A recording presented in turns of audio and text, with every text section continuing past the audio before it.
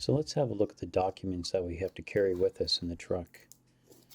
In the binder, you'll see there's various documents that you should have with you for inspections by provincial police, MTO, DOT, state police.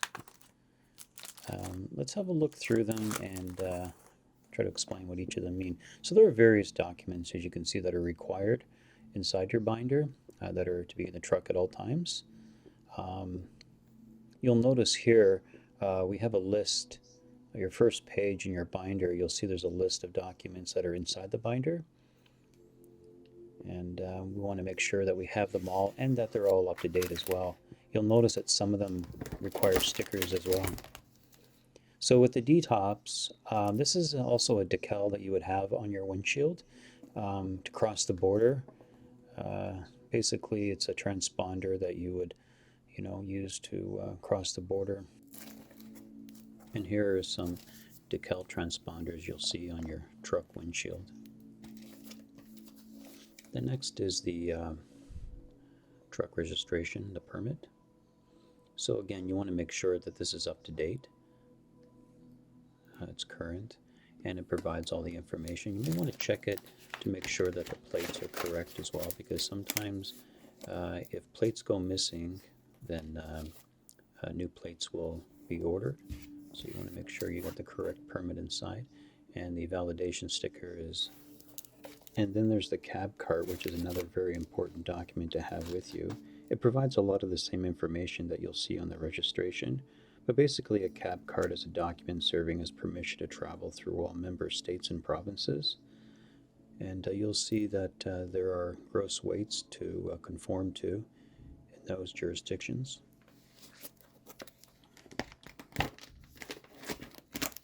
There's the annual inspection certificate. This is done yearly, a safety inspection on the tractor. And this here is accompanied by a yellow sticker that you'll see on the window. And you have to make sure that it's up to date, it's correct. It basically expires at the end of the month that is stamped on there. And then there's proof of insurance. This is your certificate of liability insurance. Commercial liability insurance is important because it protects against property damage or if someone's injured, but also it covers things like the cargo if something happens during bobtail or occupational accidents. And this here is your pink slip. This is something that MTO and DOT will want to see that you'll have to provide. So you make sure that it's current as well. And then there's the MCS90 certificate. This is a commonly misunderstood form. The MCS90 is not insurance, but rather all motor carriers must carry this document with them along with their liability policy.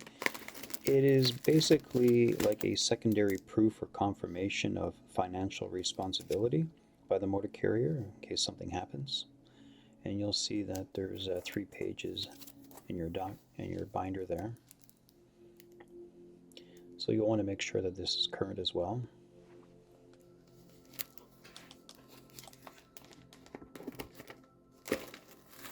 Next is the certificate of the standard carrier alpha code. This is basically a unique code for each motor carrier, and this is something that you would see appear on your e-manifest, your ACE or ACI for border crossing.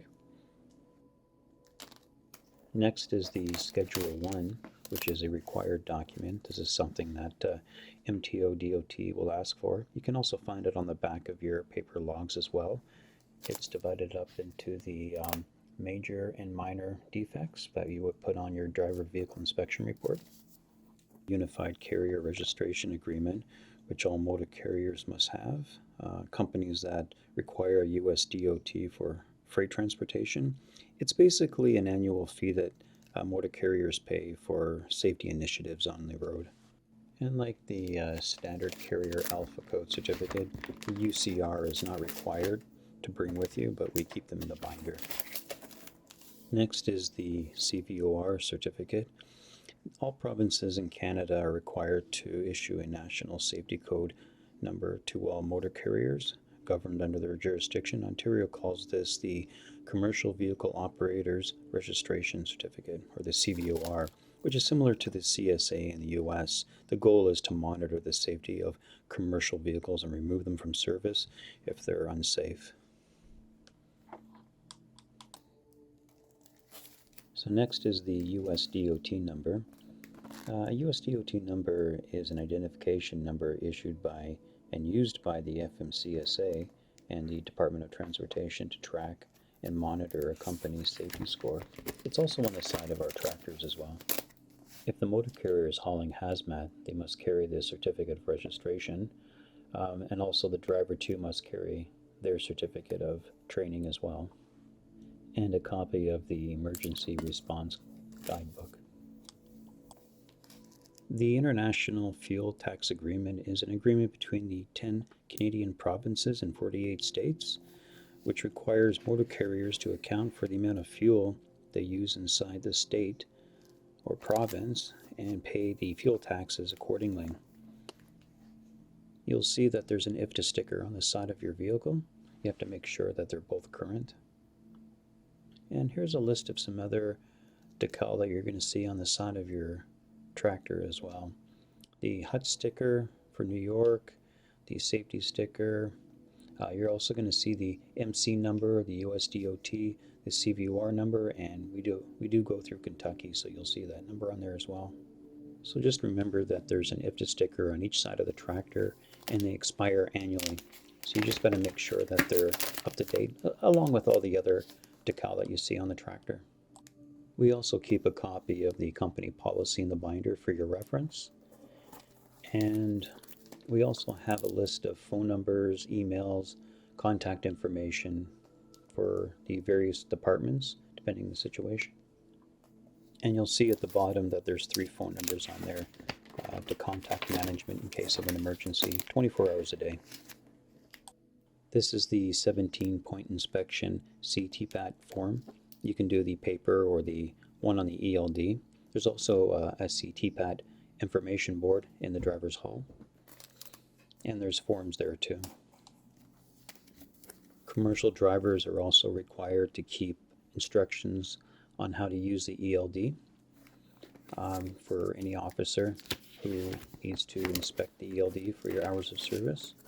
So make sure that it's in the binder, and there are various pages to it that will instruct the officer on how to use it.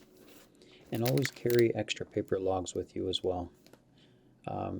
Obviously in the US you should at least have, minimum 8 to 12, I would say. In Canada you have to show your 14 days in case your ELD is not working, so make sure you have plenty of paper logs with you. So that was a description of the different documents that you're going to see inside your truck binder. Some of them are not required, but we keep them inside the binder anyway. Now those are the ones that you see inside the binder. There are other documents that you should have with you. For example, the bill of lading. This is required if you're pulled in for inspection. You have to have the bill of lading and any other bills. There are other documents as well, such as receipts, e-manifest, state permits, things like that. If you have a fast card to cross the border, you'll want to bring that as well. Or if you cross with a passport or a visa, you'll want to bring that along with your driver's license. Also, if you go to the FMCSA website, you can get a list of all the documents that you're required to carry with you inside a commercial motor vehicle. I'll leave a link in the description below to this website. And also, if you go over to the CFR system website, you can get a list of all the decal that's supposed to be on the side of a tractor. And again, I'll put this link below.